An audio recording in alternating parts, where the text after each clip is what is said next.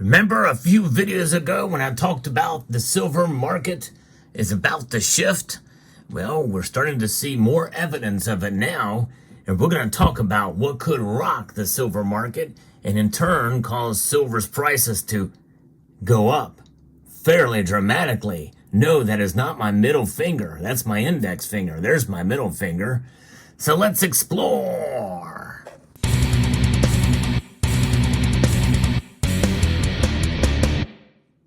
Silver's price is moving. As I record this video, silver's price is moving up, although not dramatically, but it is starting to recoup some of the losses that I predicted not too long ago.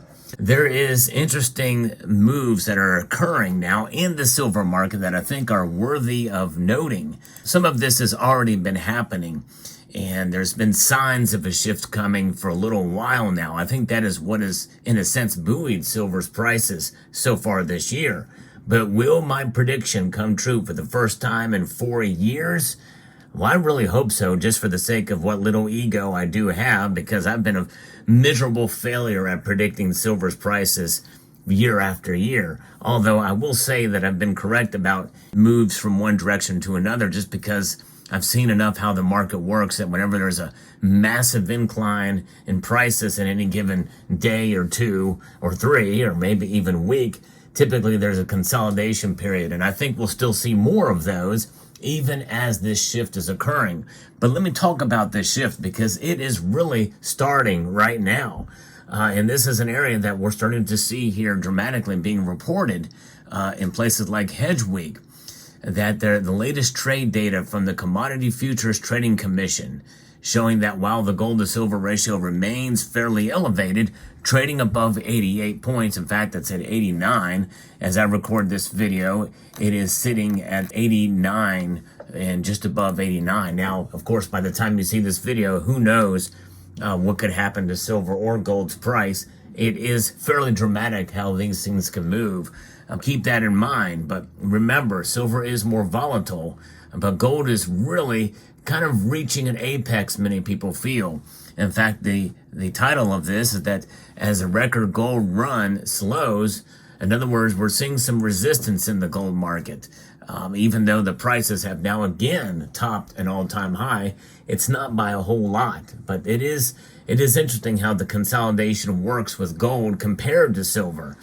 And I think we're going to start to see some moves because according to the CFTC Disaggregated Commitment of Traders report, money managers increased their speculative gross long positions in COMEX silver futures by 7,963 contracts to 53,484 for the week ending the 19th of March, with short positions falling by 3,365 contracts to 16,362. Now, that is interesting data, and we also know that there is still, as I've reported before, and I'm keeping up with, there has been reports about how the Shanghai Gold Exchange silver price is still well above 27 now. In fact, it is, trading about $27.30 some odd cents as I record this video. It's pretty amazing to see this stuff occur for sure. This is good news for silver's price. They're moving long. People are hedging their bets on silver because it's got a lot of room to move up. In fact, the silver market has seen its net bullish positioning increase for 3 consecutive weeks now, and is now net long by 37,122 contracts, which is the highest level we've seen since April of 2022. Despite this significant increase in bullish speculative positioning, the silver market is still well below the levels seen in early 2020 when prices rallied towards $30 an ounce. And when they say early 2020, they don't mean March, because that's when it fell below $12 an ounce. They're talking about springtime and when it popped up there briefly during that time. In fact, I think it was probably early summer when that occurred. So their timing is a little bit off of that, because I remember very specifically that big move. Now, what I like to do on this channel is report to you the latest news and sentiment from the precious metals space, and I hope to do that by also showing you some cool looking pieces on the channel here. So if you enjoyed content like this, press that like button down below and subscribe to the channel if you find value in the content that I provide here. Now, let me make you aware of another report. I track a fella on X, formerly known as Twitter, named Bob Coleman, who actually owns an armored vault, and he has a lot of knowledge in the markets. He's not considered a pumper. I think he's very much a realist like I am in terms of the market prices, and he actually is showing something fairly with his research that does show some great sentiment here, and really a bullish post. Institutions who missed the gold trade are now looking at silver as a likely alternative. We're seeing more and more data that is sprouting from this, and it's evident by exchange-traded product flows from Europe that we're seeing in March. We also see that arbitrage between East and West with silver is flowing, and of course with the Chinese markets and the like there too. So this seems to be fairly bullish, at least from a market perspective, for silver's price. The supply and demand fundamentals are very difficult to really gauge in terms of how the price is going to be moving, it seems. And of course, we know we've been burned many, many times about bullish calls for silver, and then it just falls flat. I'm not saying that this is a definite thing that's going to cause silver's price to skyrocket to like $40 an ounce or anything like that. But I do think, and I'm feeling pretty good, and dare I say it, that my prediction for $28 silver may actually come true based off of what I'm reading here and some of the reports that I'm giving to you right now. I think that's encouraging, and we'll see here. This is pretty amazing to see this kind of flow. Now, of course, the Commitment Traders report is I think in a way tough to really interpret. It's a lot of raw data, and there's a lot of things behind it, a lot of moves behind it. When you see positions move from short into the long position, is there any other way to interpret it? I don't think there is. Because one thing we do know, silver as a commodity is greatly undervalued. As a commodity, I'm not even talking about as a monetary metal when you think about it.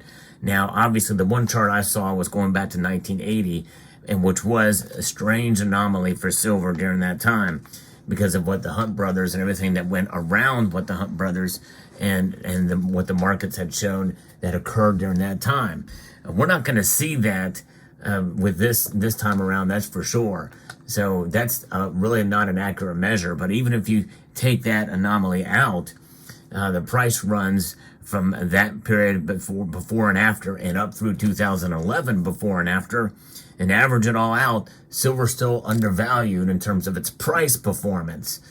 So we'll see. But what are we dealing with in terms of the dollar that we've not seen since the early 80s? That is inflation. Inflation that is outside of the comfort zone of the Federal Reserve. The Federal Reserve would like to see it at 2%. So far, it's staying with us. In other words, it's not transitory by any stretch, by any measure.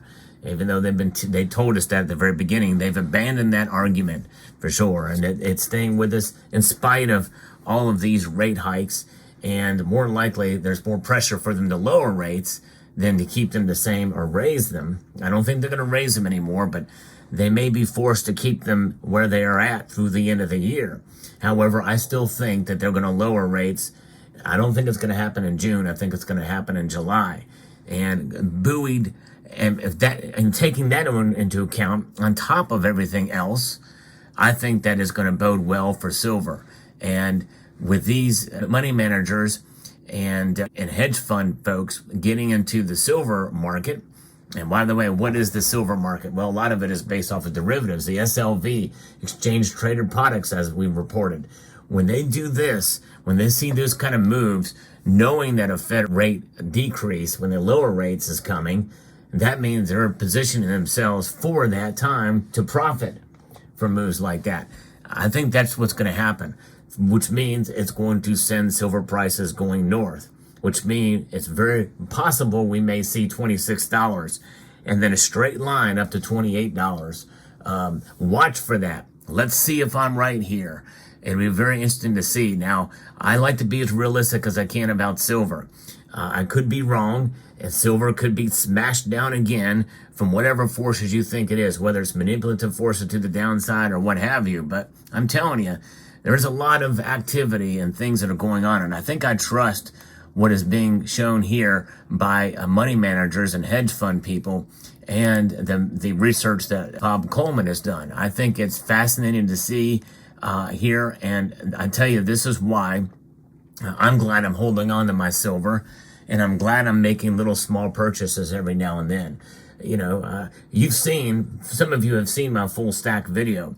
I'm not a power stacker by any stretch. A lot of that has been accumulated year over year, and with the long periods of time where I've not stacked a whole lot. But the more you hang on to what you have, you're going to amass a fair amount of silver. So that's why I've always been of the mindset to hang on to your silver. Don't sell if you don't have to. There are strategic reasons why you would move silver or exchange it or make a purchase like for real estate, but those should be few and far between, in my view. I believe in holding on to your metals. So there you have it. There's what's going on. I think the market's about to get rocked pretty hard, and I think we're going to see that $28 silver by the end of the year, and maybe even more. I don't want to get too crazy with it, but I am bullish on silver. It's official, folks. I want to keep that cautious optimism here, and remember that this is just one person's opinion. And my opinion does not account for anything. I'm not a financial advisor. I don't even play one on TV or on YouTube. But I do have some opinions, and I feel free to share them with you. But do not make any moves. Do not buy anything. Do not sell anything based off of my opinions. This is just for entertainment purposes only. That's it. And for fun. Because and when you do this, when you give these kind of opinions, take them seriously, but do your own research. Then you feel a lot better, because if you're wrong, you're wrong. And people are not shy about telling me when I'm wrong.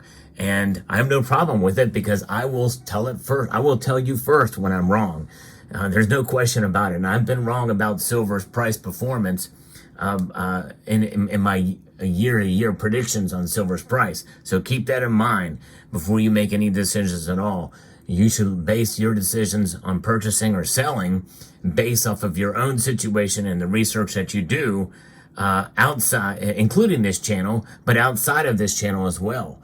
So there you have it. Let me know what your thoughts are about the silver market and where you think it's going to go. Am I way off base here about silver's price for the end of the year now, based off of the silver market? Let me know down in the comment section below. I would like to extend a multitude of gratitude to each and every one of you for taking the time to watch, and to encourage you to please rate, share, comment, and subscribe.